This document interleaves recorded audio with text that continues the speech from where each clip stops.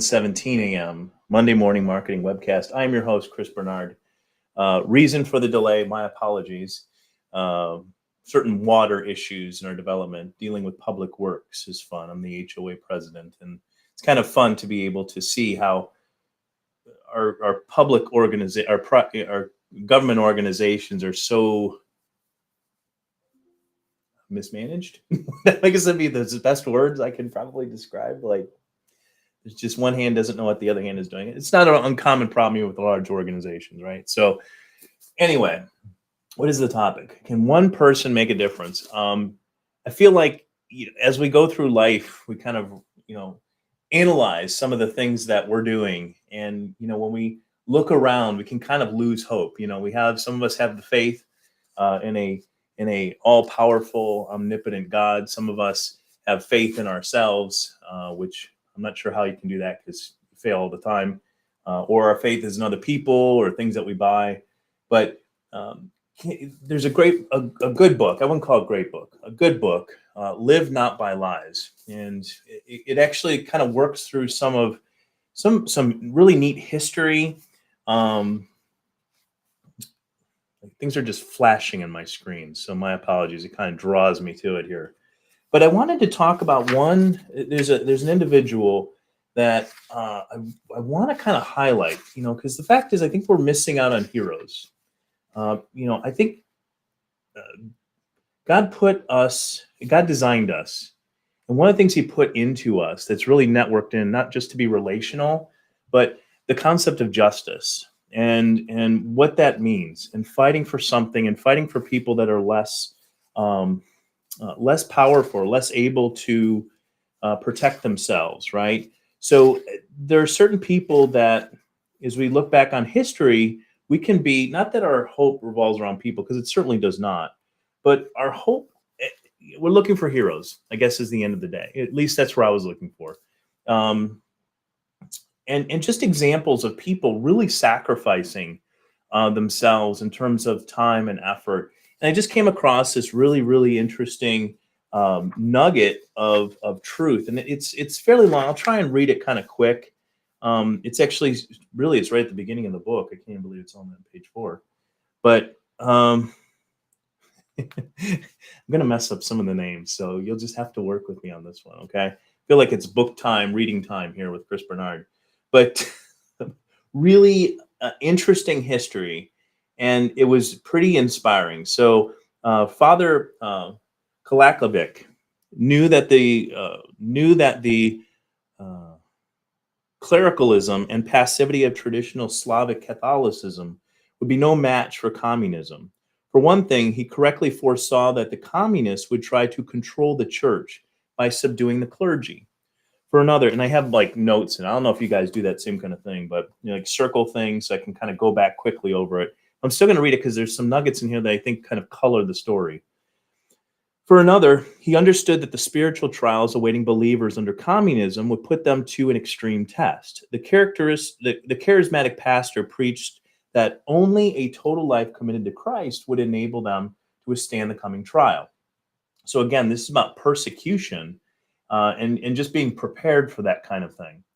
Give yourself totally to Christ. Throw all your worries and desires on Him. That's a biblical principle. For He has a wide back, and you will witness miracles, the priest said, in the recollection of one disciple. Giving oneself totally to Christ was not an abstraction or a pious thought.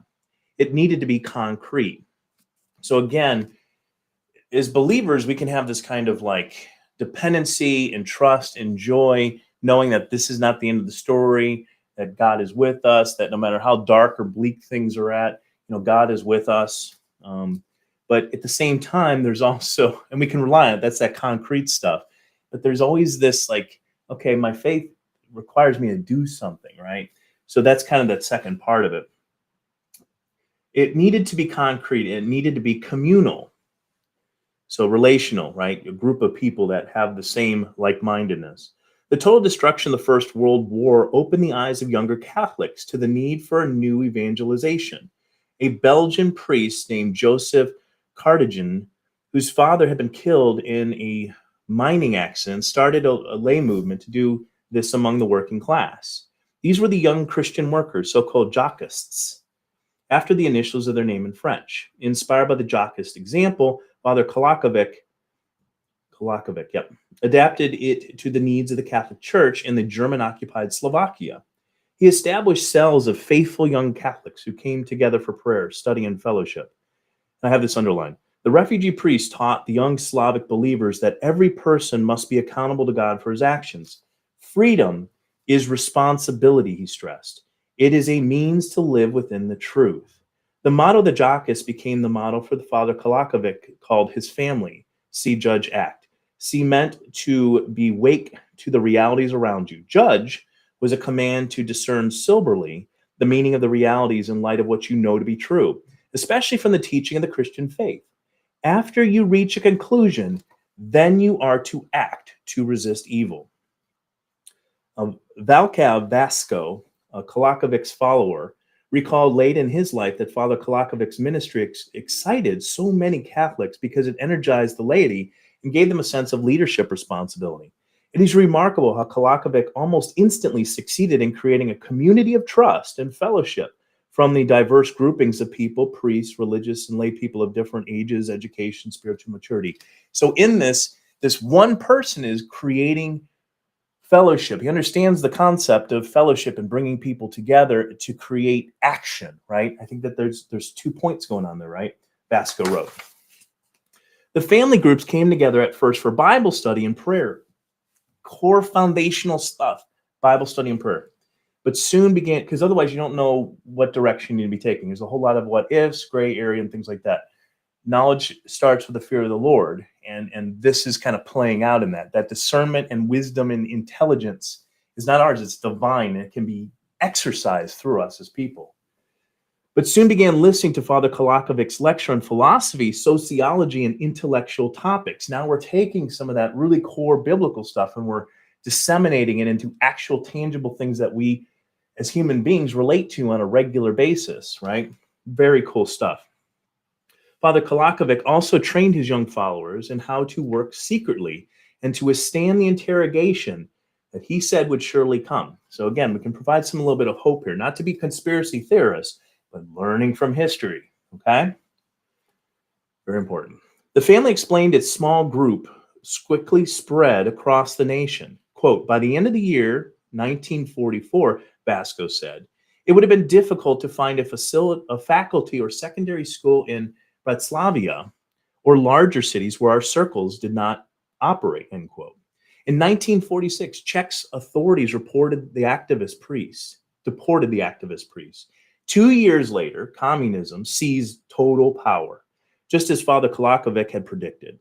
Within several years, almost all the family had been imprisoned and the Czechoslovak instructional church brutalized into submission. Again, persecution is bound to come. But when the family members emerged from prison in 1960, a few years later, okay, they began to do their spiritual father had taught them. Father Kolakovic's top 2 lieutenants, physician Sylvester Kamery and priest Vladimir Jukl, Jukl, not sure if I'm spelling that or saying that properly, quietly set up Christian circles around the country and began to build the underground church. The underground church, led by the visionary cleric spiritual children and grandchildren, became the principal means of anti-communism dissent for nearly 40 years. One dude with groups, core foundation in the biblical understanding, using that to actually talk about sociology, philosophy, intellectual topics, making sure that next generation is well trained and understood 40 years later, right? Became the principal means of anti-communist dissent for the next 40 years. It was also it was they who organized a mass in 1988 public demonstration in Bratislava in Slovak capital demanding religious liberty. The candle demonstration was the first major protest against the state. It kicked off the Velvet Revolution, which brought down the communist regime a year later. If that doesn't inspire you to know that you can make a difference, not just politically or religiously, but even in your business, you guys, bravery, truth, hard work, focus, understanding relationship, and making sure that you're coming to, bringing people together in like-mindedness around a common goal is very, very, very inspiring.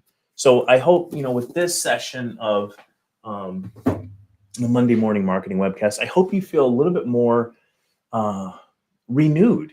I mean, at the end of the day, we don't lack heroes. What we lack is just the presence and visual perception of heroes. You can delve into you can delve into the Word of God first. There's a bunch of heroes. There's broken people in there too, and even the heroes are broken. They're not perfect individuals, but there's example after example in history. You can read business books on how people have made success. Right? I mean, I'm just saying, go look for some heroes. Be inspired. Don't let this week slip away, you guys. Don't let this week slip away. Do some of those foundational things that the Father did in the book there.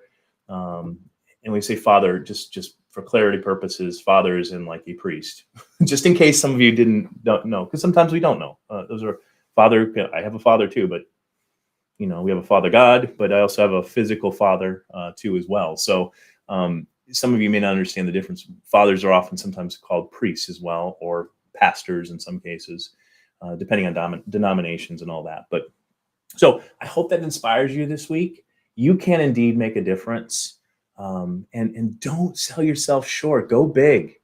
Don't close your eyes to things and the challenges, but go ahead and embrace them. So with that, I wish you a Godspeed and a great week. Take care, you guys, and we'll see you next week.